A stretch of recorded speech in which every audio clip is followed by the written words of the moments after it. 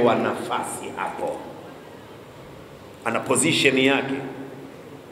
Ongezea muta'in thamma, sio atfu hiyo ni dharfu.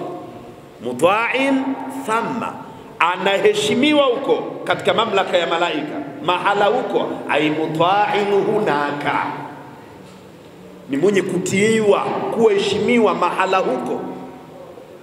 Katika ulimwengu wa malaika, Jibrilu anaheshimiwa. We nani? Mwalimu wako anaheshimiwa na nani? Lakini mtume kwanza, angalia hiyo Qur'ani analetewa na mtu wa namna gani, ili upate kuijua Qur'ani ni kitabu cha namna gani. Mtazame aliyebeba Qur'ani, katumwa min Allah ila almalaika ila nabii Muhammadin sallallahu alaihi wasallam. Na hapo ndipo tulipopata sisi katika ile sharaful ahwali, na sisi tukawa waheshimiwa kwa sababu mtume wetu ni muheshimiwa. Atabi'u tabi'un, muta'in thamma amin. Huyu ndio mwalimu wa nani? Wa mtume Muhammad aliyeibeba Qur'ani. Lakini Qur'ani katika kuteremshwa ilikuwa na hatua tatu. Baadhi ya wanawachuoni wanasema ni mbili tu. Tukizitaja kauli maarufu ambazo ndio jumhurul ulama, Qur'ani imeteremshwa katika hatua tatu. Min Allahi azza wa jalla ila dhikri, wa min adh-dhikri ila samai dunya, wa min as-samai dunya ila al-ardh. Ni hatua tatu, thalathatu atwarin. Hatua ya kwanza min Allahi ila dhikri, wa dhikru huna al-lawhul mahfuz, ambayo Mungu ndio kaieleza katika naba, wa kulla shay'in ahsaynahu kitaba.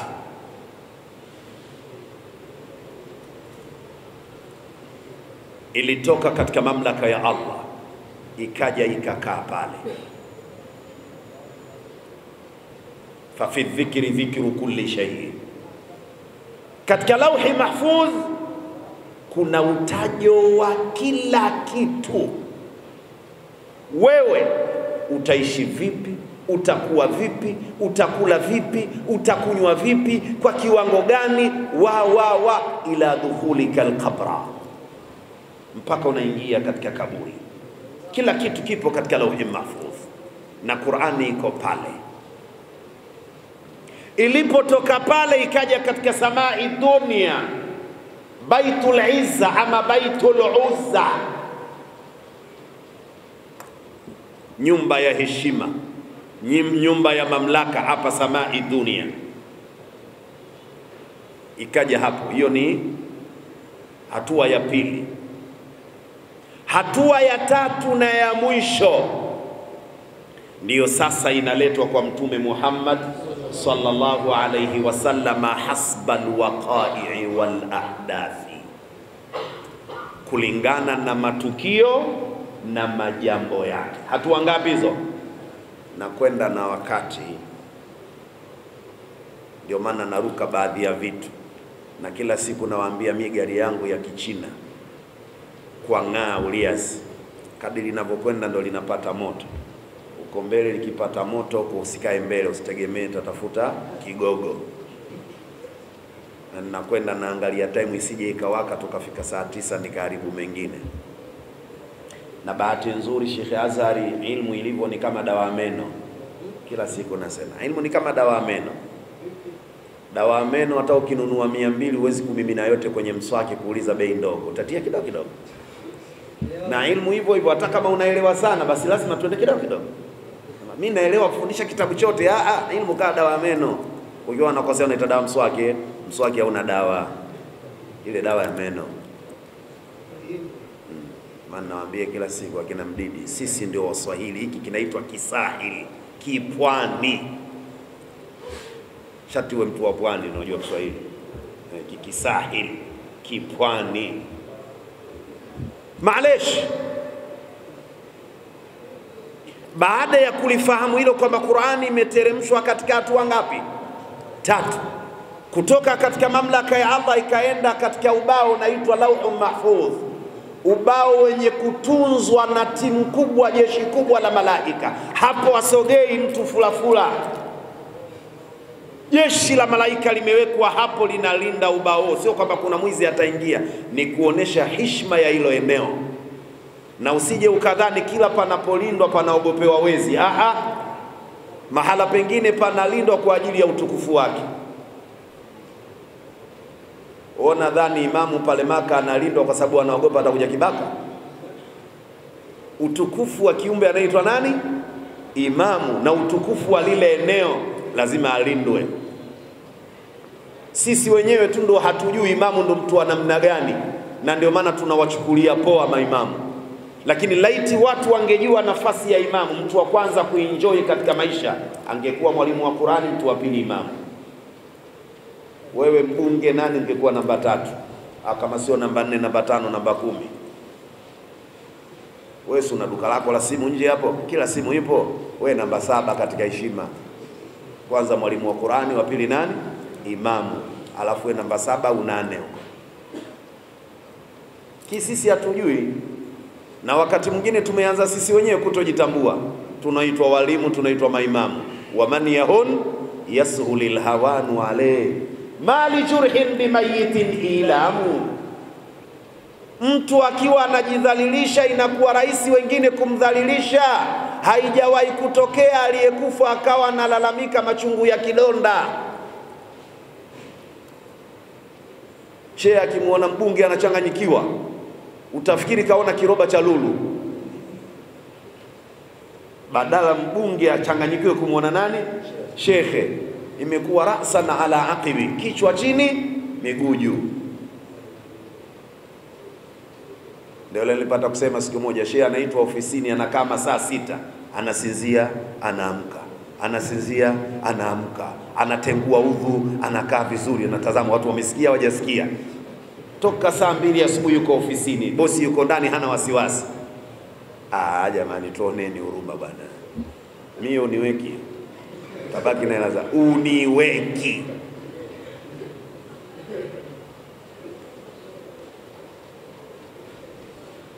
Hatua 3 kutoka katika mamlaka ya Allah kuja Lauhul Mahfudh. Ilipotoka hapo ikaja katika wingu wa dunia, Baitul Izza. Ilipotoka sasa hapo na inakuja kwa mtume, ilikuja kidogo kidogo ndani ya miaka 23. Ndani ya miaka mingapi? Nilishtuka Sharifu, nilijua analeta maji. Manake alianza kuniuliza maji baridi, maji ya moto. Na mimi nikamwambia natumia yote. Hakika alete tu yote natumia. Kwani lazima ninywe sasa hivi? Nikipewa sikia kwangu, ndakunywa na muda ninaotaka. Kulingana na matukio, mfumo wa ushukaji, Qur'ani imeshuka katika mifumo miwili tofauti. Mifumo sasa, zile ni hatua 3 lakini mifumo ni miwili. Kuna mfumo unaitwa an-nuzulul ibtidaiyo wan-nuzulu sababiyo. Kuna mfumo Qur'ani imeshuka bila ya chanzo, Mungu kashusha tu. Ulama usuli tafsiri wanasema wa hadha mu'dhamu kitabillah. Huu mfumo namba 1 ndio unaongoza katika kitabu cha Mungu. Qur'ani inashuka pasina nini?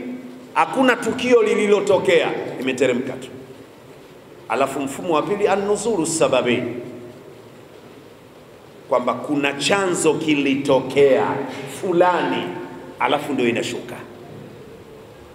Mtume kaulizwa, tukio limetokea au inaitwa an-nuzulu sababi. Na haya yote ukiyapitia umetulia, utaona utukufu na nafasi ya kitabu cha Qur'ani. Muislamu anatakiwa ajue ana kitabu cha namna gani.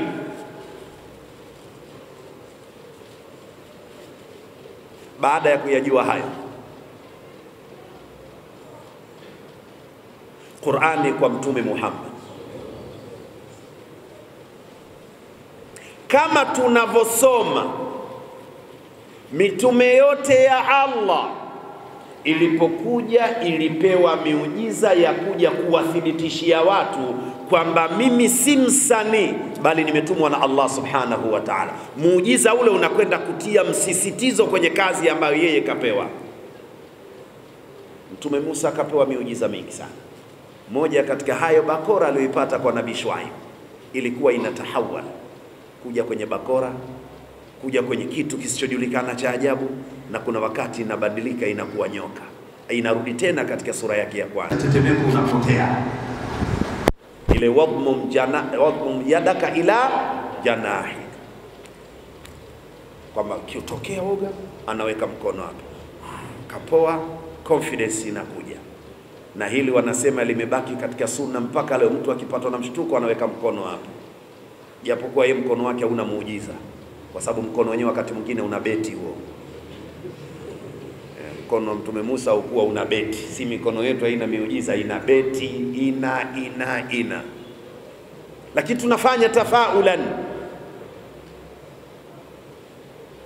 Nuhu katika miujiza Yesu alipewa nini?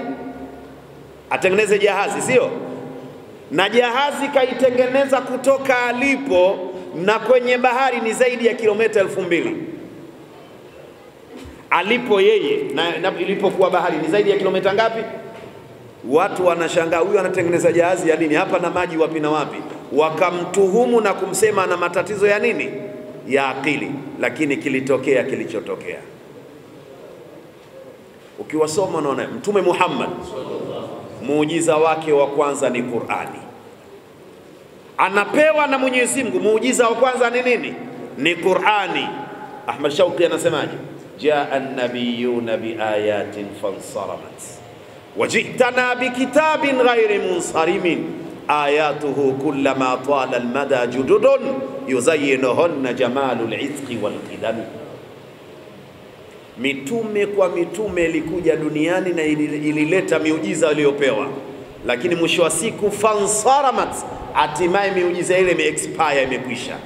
Leo ukiamini kwamba asiyeona atarejeshewa macho yake na mchungaji, umepigwa, fansaramat. Asiyetembea atakwenda kwa baba mchungaji atembee, fansaramat. Miujiza hiyo imefanyaje? Imeexpire. Wenye mbaranga itaisha kwa sekunde, fansa, miujiza imekwisha. Lakini wajitana bikitabin ghairi munsarimin, wewe Mtume Muhammad umetuletea kitabu cha aina yake, tena kitabu chenyewe muujiza wake hauexpire. Na muujiza unaanza kwenye msisimuo. Akisimama Sheikh Juma hapa kutusomea aya fulani akaichambua, tutasikia raha. Baada ya muda aje Sharif Hassan Ali ataje aya ile ile, unasema yule alituongopea. Hii sasa ndio wenyewe. Yeye muache, mlete Sheikh, msema sasa huyu ndio barabara. Ile ni miujiza ya Qur'ani. Yani kila mtu anachambua, na ndio maana unaona vitabu vya tafsiri kila siku vinaongezeka. Kwa nini? Qur'ani ni muujiza. Shekhe anaweza kuviona vitu na baadaye mwanafunzi akaona vitu ambavyo shekhe wake hakuona. Kwa nini? Qur'ani kitabu muujiza, kitabu muujizati nabiyina Muhammad, ni kitabu cha muujiza wa mtume wetu. Lakini sio upande wa maana hata kusoma. Ustadhi Muhammad Mdidi kasoma Qur'ani hapa, tumesikia raha, mlete msomaji mwingine. Tutasema Allah, yule wa mwanzo alikuwa anatucheleshewa muda, mlete mwingine. Labda ukiona hivyo, huyo mzee wa Majaka anatuvurundia. Na Sayyiduna Umar alisemaje? Man alima makanahu faqad naja. Wengine wanasema maneno ya Sayyidina Ali, na hii kwamba akasema huyo kasema hivyo, wala isikubabaishe. Wote wa maswahaba wa mtume, atakayejua nafasi yake katoboa. Jua nafasi yako. Kama hakuna waadhini, Sheikh Juma niwie radhi kidogo, yana nitoka, sija kusudia. Kama hakuna sawa, wakiwepo using'ang'aniwe kuadhini, hutowatia watu midadi ya kuswali. Kuna watu wakiadhini kila mtu anahamasika adhana inavyotoka. Wewe umeng'ang'ania tu Allahu akbar, Allahu akbar. Man alima makanahu faqad naja. Shekhe, Mwenyezi Mungu kila mmoja kampa kipaji chake. Shekhe, kuna mtu Allah amempa ilmu kubwa, akikaa kusomesha unashangaa, lakini mpe maiki kutoa mawaidha hawezi. Mungu kamweka hapo. Mwingine hodari wa mawaidha, unaweza ukasema hakuna shehe kama huyo, mpe darsa, anaumwa tumbo la kuhara. Mwingine yeye ni Mungu natoka mustadhi mdidi, unataka sika, unataka bayati, unataka rasti. Wewe shekhe hizo uzijui. Kila mtu nahnu qasamna bainahum ma'ishatahum fil hayati dunya liyattakhidha ba'dhum ba'dan, sio sikhiria, suhuria. Akusema liyattakhidha ba'dhum ba'dan nini sikhiria, bali kasema nini? Yani watu kutofautiana vipawa, tusidhalilishane. Kuwa wewe tajiri mie shehe, tusidhali, ili tupate kutumikiana. Mimi nakupa ilmu, wewe unanipa fedha. Ndio lengo la Mungu. Yani wewe umekaa na suruali yako unavuka kwenye msingi imetatuka papap, vitu vinataka kudondoka. Kuna mtu kakaa tailor anasema 500 hiyo, mimi nakuletea suruali, wewe unanishonea, mimi nakupa fedha. Liyattakhidha ba'dhum ba'dan, ili watu wapate kutumikiana. Mimi naleta wanangu kwako Sheikh Muhammad, unisomeshe Qur'ani, na wewe unajipinda kusomesha wanangu, mimi nakuletea hela ya uji. Ni makosa yetu kwa kutofahamu haya. Unamuacha mwalimu wa madrasa umpi haki. Wengine wanatoa 3,000 tarehe 46. Mwalimu huyu anakula nini? Mwisho wa mwezi pelekeni. Bwana Mtume Muhammad akasema a'til ajira ajrahu kabla an yajifa araqo. Kibarua uliyempa kazi yako akufanyie, mpe malipo yake kabla jasho halijakauka.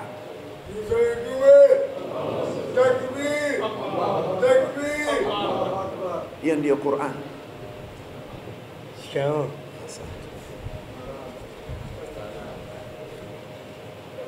Tunafahamiana? Kwa hiyo tunarudi pale Qur'ani, kuna sura ama aya ziliteremka bila ya sababu, amezishusha tu Allah, na kuna nyingine yalianza kutokea nini, matukio fulani, ndio Mwenyezi Mungu Subhanahu wa Ta'ala akafanyaje, akamteremshia bwana Mtume Muhammad sallallahu alayhi wasallam. Kama nilivyosema, hatuwezi kusema kila kitu, muda hautoshi. Ni somo kubwa kweli kweli la nuzulul Qur'an au tanazzulatil Qur'an wa ma fil Qur'an, uteremkaji wa Qur'ani na yaliyomo ndani ya Qur'ani. Kitabu chenyewe cha Qur'ani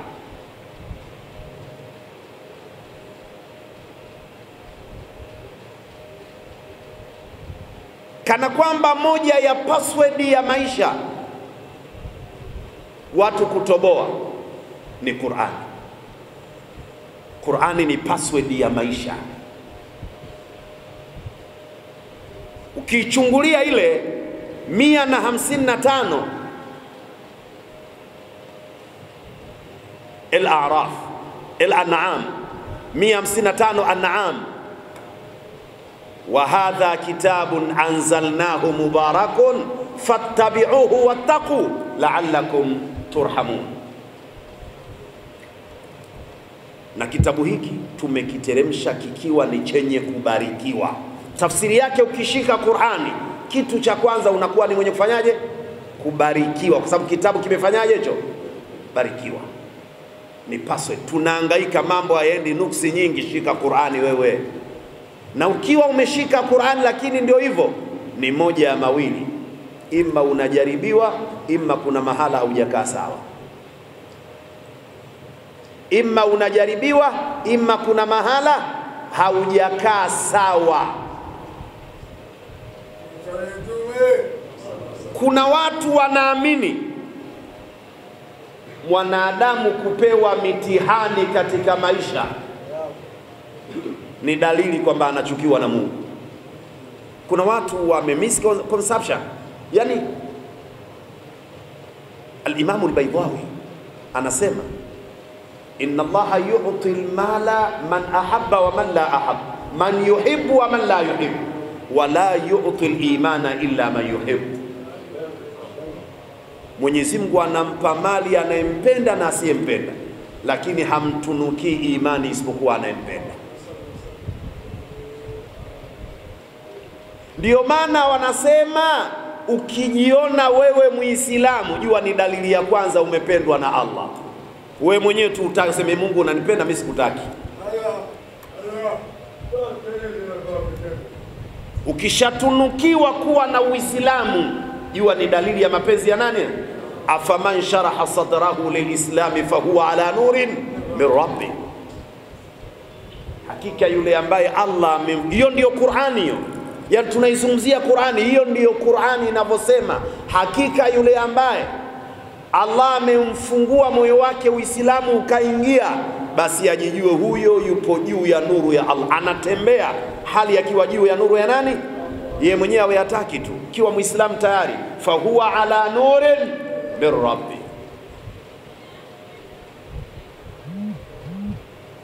Ndio password ya kwanza Uislamu. Password ya pili Qur'an. Wa hadha kitabun anzalnahu mubarakun fattabi'uhu. Kishikeni, kifuateni kitabu cha Qur'ani kinavyowafundisha. Wattaqu, lakini mukiheshimu. Amri ngapi hizi? Amri ya kwanza tufanyeje? Tukifuate kitabu cha Qur'ani, tukishike. Amri ya pili tukiheshimu. Fattabi'uhu wattaqu, natija nini? La'allakum turhamun. Asa na la'alla ikishaingia kwa Allah inakuwa imekuja kufundisha takriri, sio raja, huenda. La'allakum turhamun, hakika ninyi mkiyashika hayo mutarehemewa.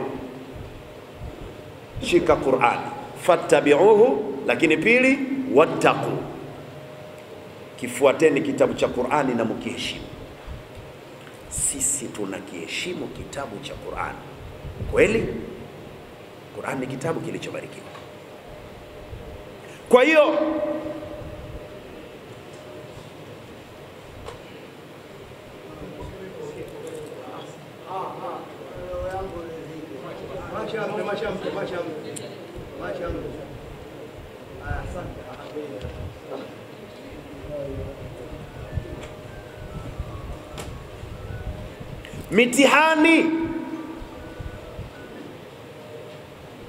mitihani ina sura kama 4. Tusihukumu aliyepewa mitihani ndio anachukiwa na Mungu, hapana. Mitihani ina sura kama 4 hivi. Sura ya kwanza, mtu unapewa mitihani sana, ni dalili unapendwa na Allah. Ndiyo maneno ya Bwana Mtume Muhammad.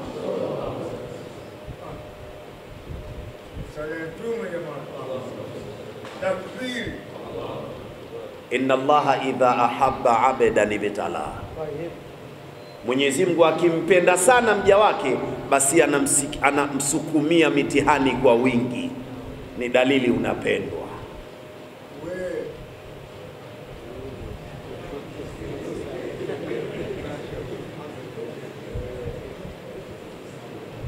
Lakini inawezekana mtihani uliopewa inaitwa ibtilau tamyiz, ni mitihani ya mchujo. Mungu anataka kuwafichua wale ambao mpo nao, lakini sio kwamba Sheikh Azhar Muharram ni rafiki yake kweli kweli. Mungu analeta jambo kutaka kumuonesha Ustadhi Azhar, huyu Muharram huyu kwako kituko, japo unampenda. Ndio ile aliyosema Mwenyezi Mungu Subhanahu wa Ta'ala katika Ankabut. Mitihani hii walipewa mitihani hata watu waliopita mbali. Fala ya'lamanna Allahu alladhina sadaqu wa la ya'lamanna alkadhibin. Na ilmu iliyokuwa hapo, wanawachuoni wanasema, akiwemo Dr. Wahbatu Zuhaili katika tafsiri yake Tafsirul Munir, anasema ni ilmu dhuhurin wa inkishaf. Sio Mungu ajui, anamfichua mkweli na mrongo kupitia mitihani. Unamuona kapata mzigo pale, anahesabu milioni anatia mfukoni, alafu unageuka kama vile uoni. Ushamuona kasunda mfukoni, unamfuata, bwana nimekwama na shida 50,000. Si rafiki yako? Ndio unakuja kugundua anaanza kuwapia, wallahi shekhi, hivi unavyoniona hapa nakwenda kwa Sharif Hassan Alwi, walau aniazime 20,000. Kumbe wewe umeona kakusanya milioni pale, mimun kamilun, anaitia mfukoni. Kwa mitihani mingine ni ibtilau tamyiz. Wama kana Allahu liyadhara almu'minina ala ma antum alayhi hatta yamiza alkhabitha min at-tayyib. Ibtilau tamyiz. Mungu hawezi kuacha Waislamu wanatambatamba tu kwamba wao waumini, mpaka Mungu alete kitu kupata kuchuja wazuri ni wapi na wabaya, watu wawajue huyu tupo naye tu. Mtihani wa kwanza ni mtihani wa mapenzi. Mungu anakupenda Inawezekana wewe una dhambi nyingi, lakini Mungu hataki uende wapi? Motoni. Anakupa mitihani upate kusubiri, au anakutia katika midomo ya watu wa kuseme, ili siku ya kiyama wapate kukupokea dhambi au upate kuchukua thawabu zao. Huyu anakusema kule, huyu anakutukana kule, huyu anakutukana kule. Wewe tena usihamaki haya mapenzi ya Allah.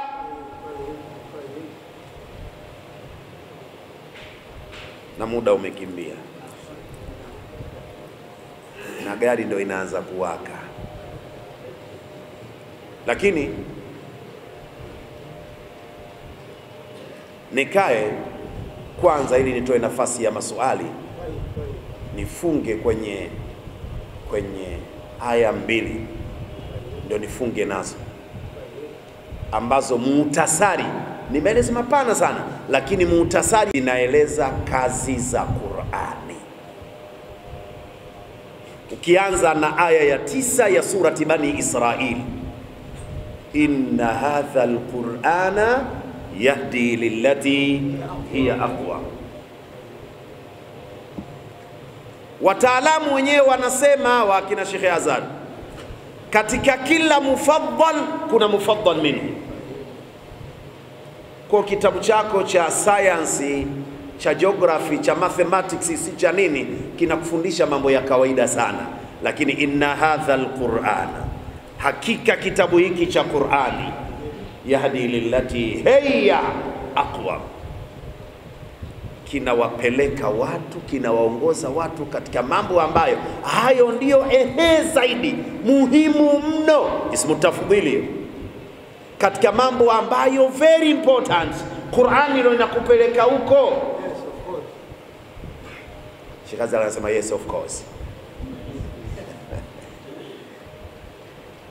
Na ndiyo maana niliwahi kusema mahala, kila unachokiona kimetajwa ndani ya Qur'ani kitakuwa na moja kati ya mambo mangapi? Kila kilichotajwa ndani ya Qur'ani, kama sio kitukufu hicho ni ishara ya utukufu, ama tatu itakuwa nini? Kimepinga utukufu. Kila unachokiona ndani ya Qur'ani kimetajwa, basi jua hicho ni kitu ni nini? Kitukufu. Na kama sio kitukufu, ishara ya utukufu. Na kama sio ishara ya utukufu, kimepinga utukufu.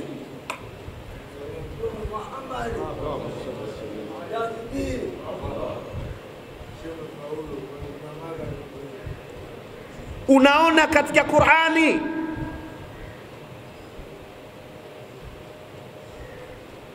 katajwa mbu, wewe utamchukulia mbu kama mbu.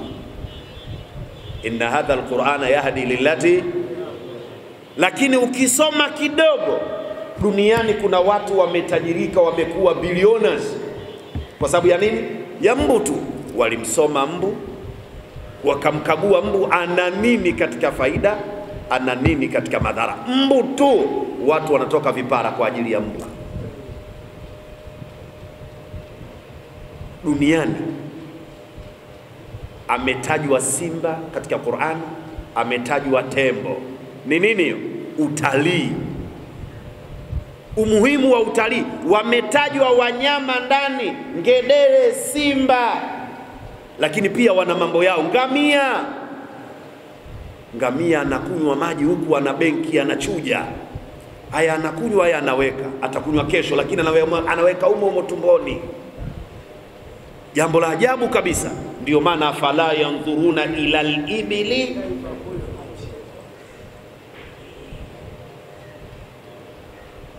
ngedere, namna anavyoning'inia katika matawi ya miti, unasema hilo wakati wote anaanguka, anaachia ili kama anaanguka anasepa, anahamia tawi la pili. We msome yule kiumbe. Kwa hiyo kazi ya Qur'ani, yahdi lillati hiya aqwa, inawaongoza watu na kuelekeza kwenye mambo yaliyo ya msingi kweli kweli. Yani Qur'ani usiibeze, inakupeleka mahala muhimu mno. Katika kuthibitisha hilo, aya ya kwanza ya surati Ibrahim, kitabun anzalnahu ilaika litukhrija an-nasa minadh-dhulumati ila an-nuri biidhni rabbi ila sirati llahi al-azizi al-hamid, kwamba hii Qur'ani ni kitabu cha Allah, tumekuteremshia Muhammad ili watu watoe katika, katumia neno dhulumat. Makhraj ni dhulumat jamu, lakini madkhal ni nur mufrad. Akusema minadh-dhulumati ila al-anwari, yani huku dhulma, yani viza viko vya namna nyingi, vya umaskini, vya imani, yani mpaka maisha ya utajiri. Na ndio maana ukisoma Qur'ani vizuri uone ishara ya mtu kutajirika kupitia kazi. Amna, taniwia radhi kidogo, sina maana mkaache kazi. Utajiri unauona katika biashara na kilimo. Faqultu astaghfiru rabbakum innahu kana ghaffara yursilu as-samaa alaykum midrara wa yumdidukum bi amwali wa banin wa yaj'al lakum jannatin, mashamba, kilimo hicho.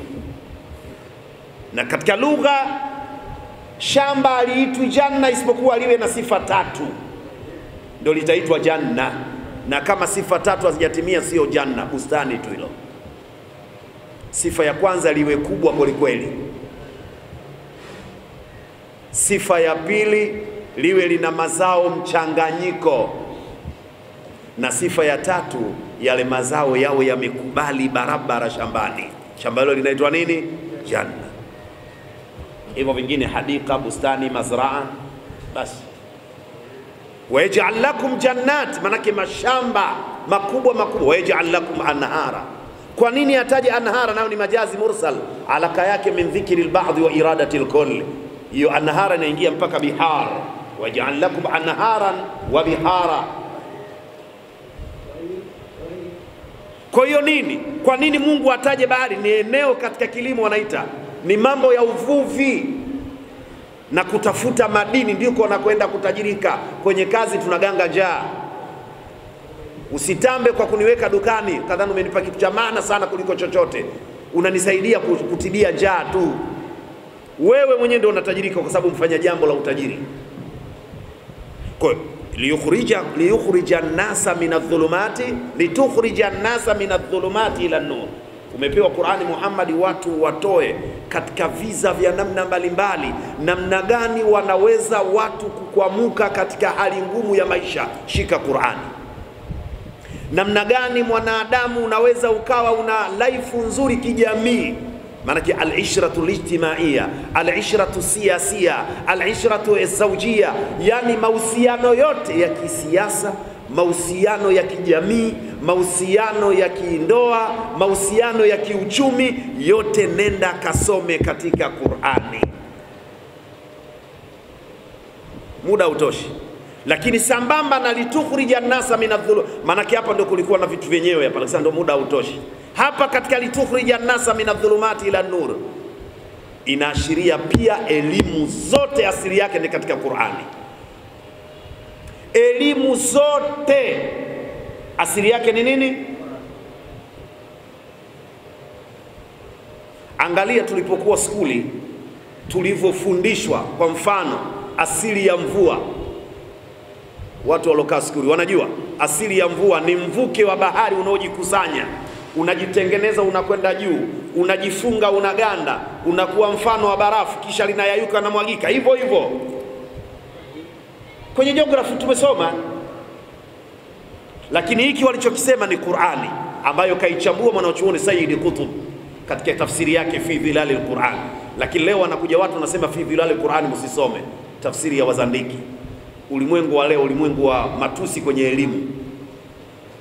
Alipokuwa akichambua aya, kaangalie katika fi dhilal al-Qur'an ya Sayyid Qutb, maana ya kusema was-samai dhati ar-raj'.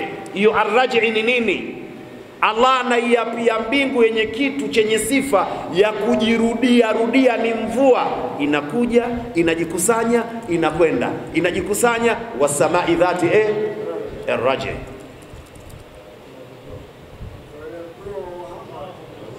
Sayansi kuanzia kwamba hakuna kitu ambacho hakijaumbwa sinfi mbili, ni mambo ya biology, mpaka miti kuna dume na jike. Qur'ani hiyo biology imetoka huko. Wa min kulli shay'in khalaqnahu zawjayn.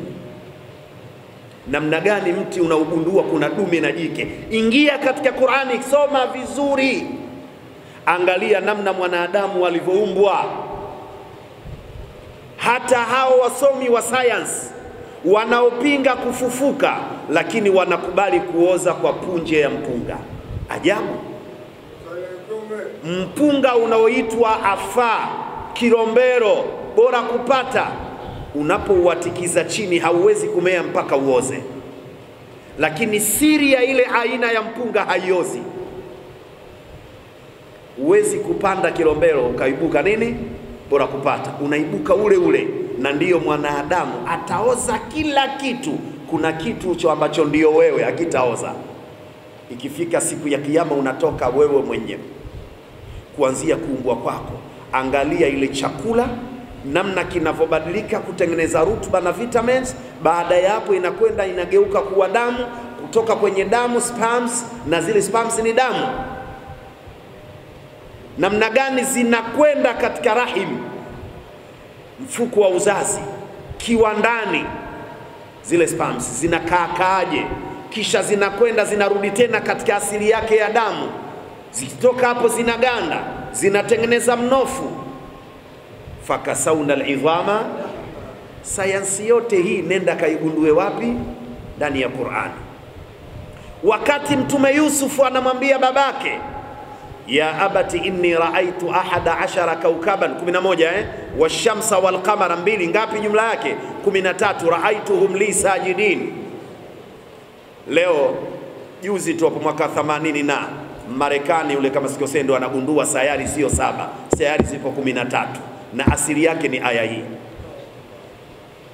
Hatuwezi kusema kila kitu kwa sababu muda hautoshi, lakini Qur'ani ndiyo kila kitu. Wewe angalia kipi ukipati, nenda katika Qur'ani utaelekezwa. Kuna mtu anafikiri, nilisema siku moja darasani kwetu, anafikiri vitu hivi vimetoka juzi. Qur'ani shekhi, wa'allama adamal asmaa, alafu nini? Kullaha. Kaa hapo kwenye tafsiri ya Qur'ani. Kwa nini Mungu kasema al wa'allama adamal, hiyo lam hiyo, adamal asma, alafu akaweka kullaha? Elimu yote kaunia ya duniani Mungu aliitia katika mgongo wa Nabii Adam. Anazitoa zile elimu kwa nyakati. Zama hizi watu watagundua kamera, zama hizi watu watagundua fiber, zama hizi, yani ile yote hizi elimu zote hizi kwa Adamu tayari zilikwisha. Uo mpera kwamba ni chakula, miti yake kuni, lakini majani dawa, yote Adamu alishafuta kwa mwalimu wake. Wa'allama adamal asma, alafu kullaha. Kanzu zote hizi university alishamaliza Adam, muda hautoshi. Qur'ani ndiyo kila kitu. Hata unapokwenda ukamzungumzia mwanamke anayechelewa kizazi, muda sasa ndo hautoshi zaidi. Tukazungumzia mrija unaopokea zile salamu, upoje, umetofautiana vipi? Wakati mwingine unaweza ukachelewa kupata mtoto kwa sababu wewe umekaa staili moja. Nisaukum harthun lakum fa'tu harthakum anna shi'tum. Sayansi ya mahusiano katika kutafuta njia ya kizazi. Nisaukum harthun lakum, tashbihul baligh, fa'tu harthakum anna shi'tum. Ukilazimisha kukaa hivi, ukiona uelewi, hayakuhusu. Ukilazimisha kukaa hivi, si umeona kiganja changu? Inawezekana huyu bomba ya kupokea mbegu imelala, hawezi kushika ujauzito. Sababu bomba yake imetazama chini na wewe kila siku upo hapa tu. Badilisha siku nyingine rasti, siku nyingine sika na hawand. Badilisha hizi makamati. Kumbe inawezekana mstari unaotakiwa kutumia akae hivi. Yale maneno ya Mayahudi wanaosema man atamra'tahu min waraiha kharaja ajaa alwaladu ahwal, mwenye kukutana na mkeo wanapokutana kindoa, lakini akakutana naye kwa kukaa hivi, yani ile yenyewe original, lakini ukakaa hivi, kuna hatari mtoto kutoka macho yanatazama tofauti. Ahwal, si tuite lugha gani? Kengeza. Ile ni fikra tafi. Mungu alichosema nisaukum harthul lakum, wake zenu ni sawa sawa na mashamba yenu kabisa. Kwa hiyo fa'tu harthakum anna shi'tum, ingieni kwenye mashamba yenu kwa staili mtakayo. Ukitaka unaingia kiubavu, si shamba lako. Ukitaka unaenda kwa hivi shamba, ukitaka unaingia kinyume kama mwanga. Fa'tu harthakum anna shi'tum. Yale Mungu hakuyaruhusu staili hizi za makutano isipokuwa kwa maslahi, na muda utoshi. Watu wanafikiri labda ule uhuni, umjini, ujana. Sio ujana, unachelewa. Na pengine sio kwa maslahi ya uzazi, kwa maslahi ya sumaku ya mwili wa wanandoa, ima wote ima mmoja wapo, ile sumaku ya tendo. Mwingine ukikaa hivi anachelewa kujua ile, na kanuni inasema utamu wa pipi ni mate yako. Ukiona uelewi hayakuhusu. Hiyo ndio Qur'ani shekhe. Inawezekana ukikaa hivi unachelewa kujua hii nini, maziwa au nini. Kumbe wewe unatakiwa iwe hivi ndio unaelewa. Mlango ule, lakini badili staili. Ukibadili utakuja kunambia siku nyingine tukiwa wawili, bwana wewe, kumbe tofauti A na B zote herufi, lakini hizi ni tofauti. Hivi nyinyi mnanielewa kweli? Yanakuhusu. Hiyo ndio Qur'ani shekhe. Wewe umeng'ang'ania kila siku tu, sio swala ndio utazame kibla. Hata hiyo swala ikitokea vita unaswali huku unatembea, unatazama huku unaswali, inakubalika. Ikitokea vita Allahu akbar huku unatembea, samia Allahu liman hamida, ngumi Allahu akbar, inakubalika. Vipi hiyo? Umekaa na njia moja tu. Inshallah kwa mujibu wa muda ni warejeshee hawa, manake vitakuja vitu vingine na ofia gari yangu, ili toe nafasi ya maswali na mimi nikimbilie Kinondoni. Afwan wa billahi tawfiq, wa assalamu alaykum wa rahmatullahi wa barakatuh. Wa alaykum assalam.